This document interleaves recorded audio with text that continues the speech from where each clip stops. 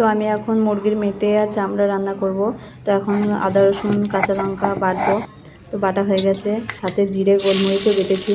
তো এখন দিচ্ছি তেল, তেল গরম হয়ে গেছে, পেঁয়াজটা দিয়ে লাল করে নিচ্ছি। পেঁয়াজ লাল হয়ে গেছে, এখন দিচ্ছি লং এলাচ তেজপাতা, এখন জিরে বাটা আদা বাটাটা দিয়ে দিচ্ছি। তো এখন দিচ্ছি 1 চামচ হলুদ, 1 চামচ লবণ। তো মশলাটা হালকা ভাজা হয়েছে, তো টমেটোটা দিয়ে আরেকটু ভেজে নিলাম। এখন মাংসটা দিয়ে দিলাম, মাংসটা দিয়ে ভালো করে কষাতে হবে। তো কষা হয়ে গেছে, এখন দিচ্ছি ধনেপাতা কুচি। 5 মিনিট রান্না হতে দেব। তো রান্না হয়ে গেছে, নামিয়ে নেব। খুব সুন্দর হয়েছে।